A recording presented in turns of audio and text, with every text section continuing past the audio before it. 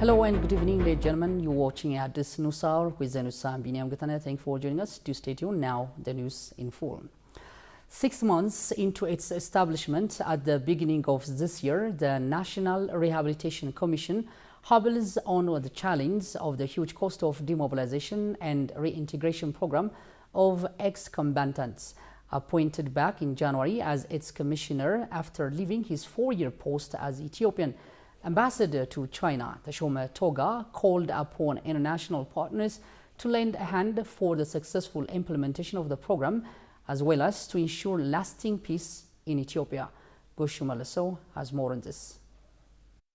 The Council of Ministers decided to establish the commission because the DDR is an urgent and of course critically important aspect of the peace agreement between the federal government and the TPLF, and assigning this task to one existing institution may make it a bit difficult. The National Rehabilitation Commission has been conducting successive discussions with regional states and stakeholders to reintegrate and rehabilitate former combatants. National Rehabilitation Commissioner Tashoma Toga, who spent some time with ETV Special Program, announced the huge cost of demobilization and reintegration program of ex-combatants is a bold challenge to commence the program. We are emerging from war. We are emerging from conflict. We have several priorities, huge priorities. If you travel to the areas that have been affected by war, you have a lot of stories. I think DDR programs require huge resources. And the second one, for instance, was financed by a grant from the World Bank. It cost us about $175 million US. So resource mobilization is one of the key tasks that if you want to conduct a successful DDR, that you should do. Tashoma called international partners to continue their support for the successful implementation of the program, as well as to ensure lasting peace in Ethiopia. If you want to carry out a successful DDR, surely you need all the stakeholders to contribute, to participate. And the reason is very simple. Everybody has a stake in Ethiopia, everybody has a stake in peace. Because the ultimate goal of reintegration is ensuring lasting peace in Ethiopia. We don't just look at the ex-combatants themselves, but at the end of the day, what they would be contributing to lasting peace in Ethiopia. That is our goal. The Commission has spent some time building institutional capacity. The first and an embryonic step. Having accomplished this, the Rehabilitation Commission has been grappling with collecting the necessary resources to deal with the camber task of DDR. The ambassador stressed that strong political commitment is vital for the successful implementation of the program. One of the critical factors for a successful DDR is, again, having a strong political commitment, having strong confidence among the parties, and most importantly, you need a conducive political and security environment. If that is not there, then definitely you will not be able to carry out your mandate. The number of ex-combatants included in the Rehabilitation Commission program is about 250,000. Ethiopia needs $550 million to reintegrate them. In other development, the State Minister for Finance, Merta Sawaso, and Netherlands Minister for Development, Cooperation and Trade, Lesage Shemin Masher, visited Livelihood Improvement for Women and Youth program, which is supported mainly by the Netherlands government, aiming to create employment opportunities for women and young people in Addis Ababa. During the visit, the State Minister highlighted the long-standing partnership of the two countries and expressed her gratitude for the Netherlands government's ongoing development support through different platforms, including multilateral institutions and private sector. Moreover, she emphasized boosting the development cooperation between the two countries. Minister Lesage, on her part, appreciated the recent progress in the country after the peace deal and assured that Ethiopia remains one of the Netherlands' priority countries. She further confirms that the Netherlands will continue to support the government of Ethiopia's development efforts, both at the country as well as the multilateral levels.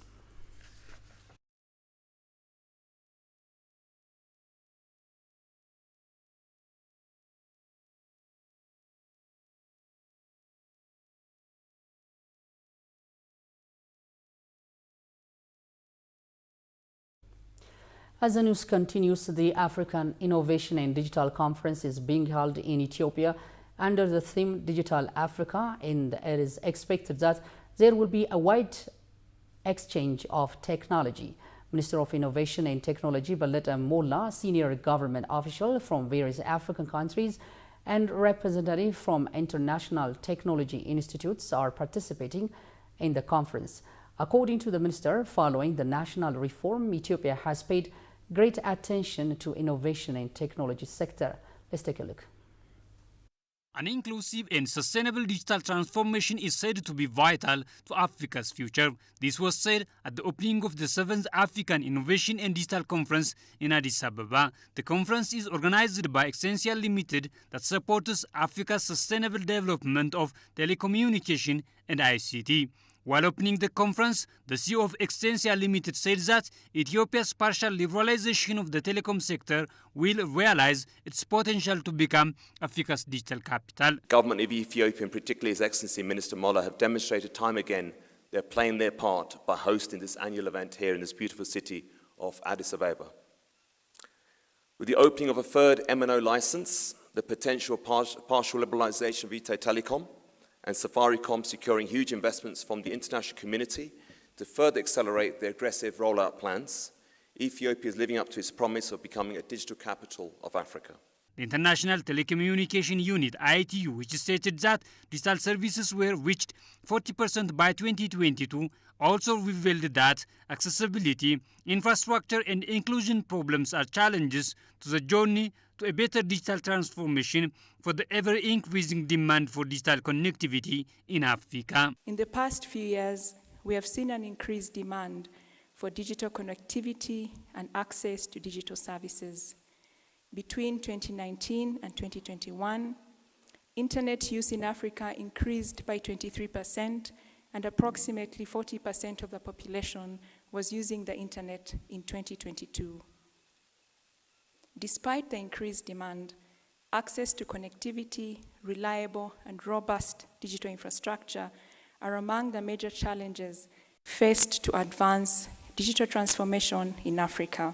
The Ministry of Technology and Innovation has stated that there has been significant growth in the digital sector in Ethiopia in the last 3 years. The number of mobile users jumped over into 68 million from the previous 32 million in 2019. The minister also mentioned that the capacity of digital trading has grown significantly and that more than 1.3 trillion birr has been transacted, and he informed that Ethiopia's reform in the sector is achieving results. As a result of this reform, which includes new strategies by Ethio Telecom, the telecom sector is thus growing rapidly.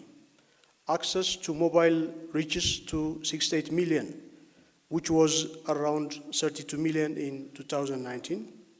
Internet access surpassed 32 million, which was around 17 million 3 years back. The proliferation of fintechs, including digital payments such as Telebirr, CBE-Birr, and other products, has already reached out to millions. For instance, Ethiopia's digital payment ecosystem has facilitated transfers of over 1.2 trillion birr in the past 9 months, which is an alarming increase of 169% compared to the past fiscal year. After the partial liberalization of the telecom sector in Ethiopia, Safaricom, a telecom provider that started working in the sector, revealed that it is working extensively in infrastructure development and empowering the youth. In line with our government's 2025 digital transformation vision, we are also implementing a very aggressive infrastructure development plan through 4G connectivity. This is critical because without infrastructure there cannot be connectivity. We are also aiming to ensure that the young people of our country here in Ethiopia, a country of 120 million people, but with overwhelming youth and dynamic, innovative youth, we can bring the right skills, the right tools, through many digital tools we have, to empower them with a view to contribute to the success of the Ethiopian digitalization drive. In the 2 days Digital Africa Conference, it's expected that experience will be shared in the digital sector and countries will have the opportunity to work together.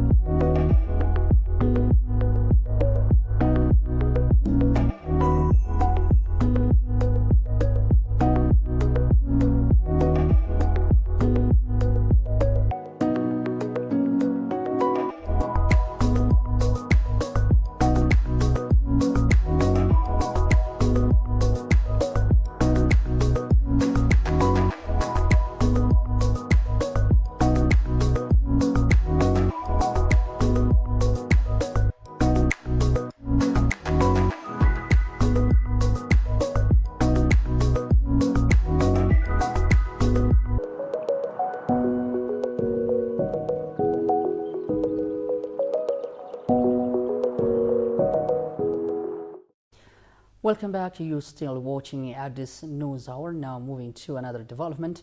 Ethiopia's climate resilient green economy strategy was highlighted at the International Grain Council conference held in London under the theme Achieving Food Security for Importers in Volatile World Market. Deputy Head of Mission with the Ethiopian Embassy in London, Bayene ገብረመስቀል, highlighted the implementation of the Ethiopian CRG strategy and adaptation plan at the event. The Green Legacy Initiative enabled inter alia and the planting of over 25 billion seedlings in the first 4 years and the commencement of the second round with the goal of planting 25 billion seedlings in the coming 4 years.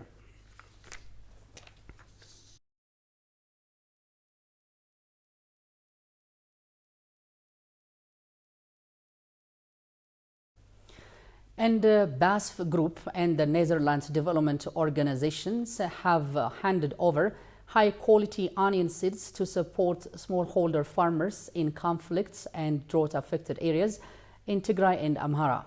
BASF Group and Netherlands Development Organization SNVP handed over the seed to the Ministry of Agriculture. It is stated that 50 million kilograms seed will be distributed to 4,400 farmers in Tigray and Amhara who participated in the Farmers Field School training established by SNV in cooperation with the Ministry of Agriculture.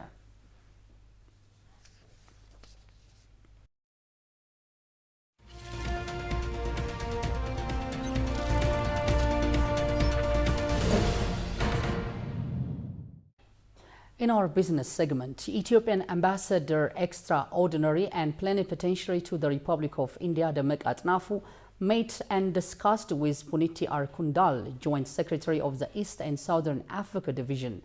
During the meeting, the Joint Secretary emphasized the ever-growing multifaceted relations of the two countries in the areas of trade and investment, education, capacity building, and among others. He stated that India is keen to engage with Ethiopia based on mutual interest and to expand areas of engagements, including cooperation in the global arena. Atnafu expressed hope that the bilateral ties will further enhance during his tenure in India. Furthermore, he promised to work closely with the ambassador for the mutual benefit of the two countries.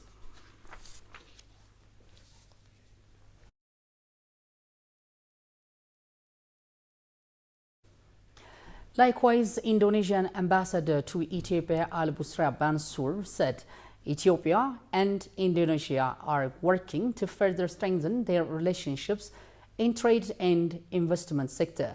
The ambassador told Ethiopian news agency that the two brotherly countries have been elevating their ties in various sectors. Apart from taking advantage of opportunities in the economic sector, the ambassador said that new opportunities to strengthen the economies of the two countries are underway. Kasawan Chane takes it from here. Ethiopia and Indonesia are seeking to further bolster their cooperation in commerce and business, according to Indonesian ambassador to Ethiopia. The ambassador told the Ethiopian news agency that the two brotherly nations have occasionally improved their diplomatic ties in various areas. The ambassador noted that besides seizing economic opportunities, other new opportunities are being generated to develop the economies of the two nations. I think that many Indonesian investors are heavily investing in the textile industry. The bilateral relation and cooperation between our two countries, Indonesia and Ethiopia, increased significantly in all sectors. So now, especially in economy, if we are talking about the economic cooperation, such as garment, there are a number of Indonesian companies in Hawassa Industrial Park, and totally there are now 6 Indonesian companies are investing in Ethiopia. And I believe the number of this investment will be increased significantly in these coming years. More than 79 investors from Ethiopia attended a trade bazaar hosted in Jakarta, Indonesia back in 2022. Recalling the event, Ambassador Bansro stressed how important it was as a first step towards developing economic ties between the two countries. Many Indonesian investors have been considering Ethiopia as a favorable investment destination. Bansro said that in Ethiopia's business climate has been ripe so much so that Indonesians with the acumen in pharmaceutical and food processing industries are now eyeing. In the last 2 years, there were many Indonesian companies come to Ethiopia to seek the opportunities to invest, not only trading, but also invest in Ethiopia, mostly on the pharmaceutical companies and sectors, and also food and beverage. Ethio-Indonesian ties go back to 1961. In 1964, Indonesia opened its embassy in Addis Ababa, located in the Vatican area of the Silk South City on Egypt Strait.